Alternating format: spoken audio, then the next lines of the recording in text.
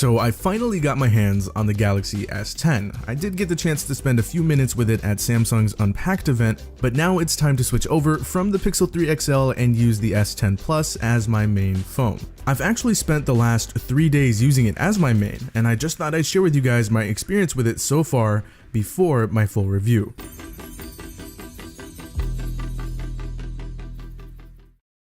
So starting off with the hardware, it is phenomenal. I think Samsung did a great job putting this phone together. It's more flashy this year with its brighter polished aluminum frame sandwiched between two slabs of glass. Now, as you can probably tell, this is a more boxy design. The corners have sharper curves compared to previous Galaxy S phones. It's as if the Note 9 and S9 had a baby, but to me, it makes for a more premium and professional look, and really, this phone screams premium. And that is especially apparent when you look at that screen.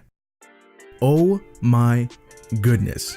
This display is absolutely gorgeous. Samsung's done it again, and this year they're introducing their new Infinity O panels. With these, they've managed to avoid the notch while decreasing the size of the bezels, making for a super impressive 88.9% screen to body ratio. I could go on and on and on about how amazing this display really is. It's big, it's very bright, it's vibrant, it's incredibly crisp, it's super color accurate. It's the best display I've seen in a smartphone yet.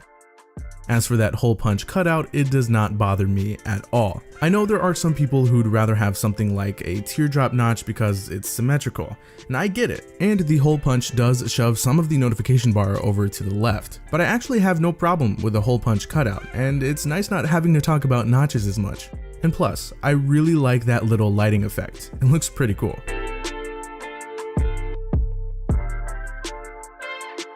So yes, hardware is top tier. It's great to look at and even better to hold and use. It's like I'm holding the display itself.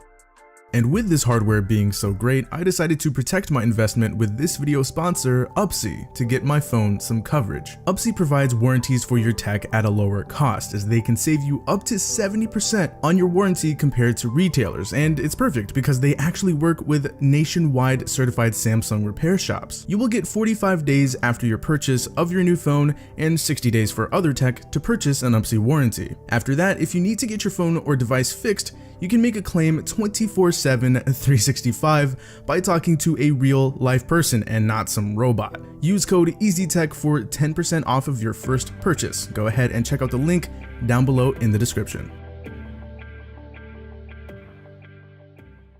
Alright, so now let's talk about user experience. So I know I've said this about a lot of phones, especially when they first come out, but the S10 is straight butter. This is easily the smoothest and quickest Galaxy phone ever. Sure, previous Galaxy phones have felt smooth out of the box too, but this one is even better. And with said previous Galaxy phones doing better with long-term performance, I fully expect the S10 to follow suit. Now it could be the honeymoon phase talking to me, but honestly, no other Galaxy phone has been this fluid out of the box. It handles everything I throw at it, no sweat, thanks to its upgraded internals. Now, one of those upgraded internals is the battery. The S10 Plus packs a 4100 mAh battery, and so far, battery life has been excellent. I think my best day was 8.5 hours of screen on time with moderate to heavy use.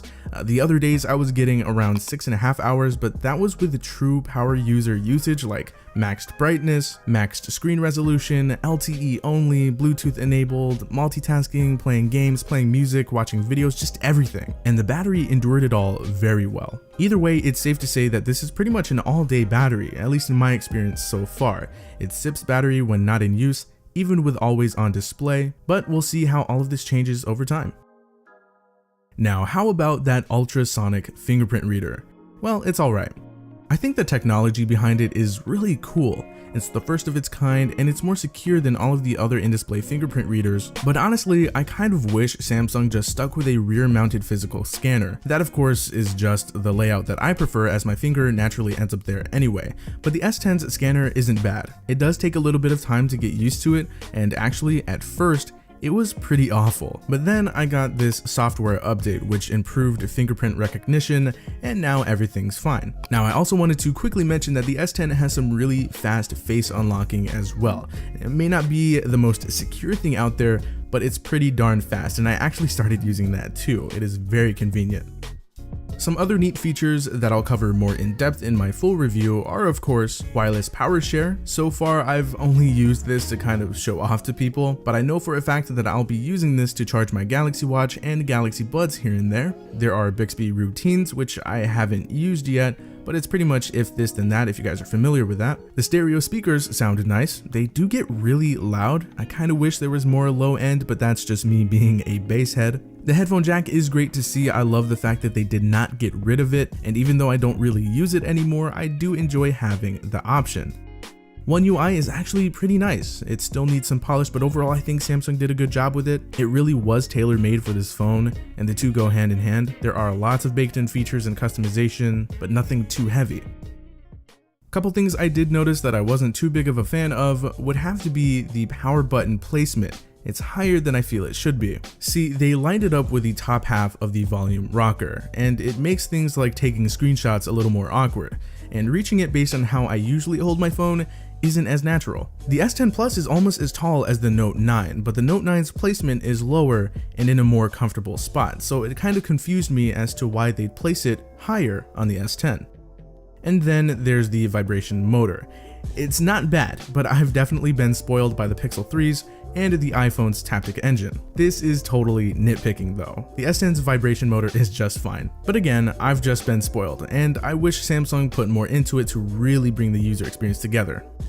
Now, don't hate me for this, but I haven't really gotten a chance to fully test out the cameras, but it doesn't take a long time to notice that while they have gotten better, they're still heavily Samsungized, if that makes any sense. Like, you can tell that pictures were taken with a Samsung phone. I am super happy that they brought in an ultra-wide angle lens though. I've been waiting for them and other companies to do that for a long time now. It just adds more versatility. But so far, I think it's safe to say that the cameras are top tier as expected. It's also safe to say that the Pixel cameras have spoiled pretty much every other smartphone's cameras for me, but I still have to test these out completely, and I am definitely looking forward to doing so.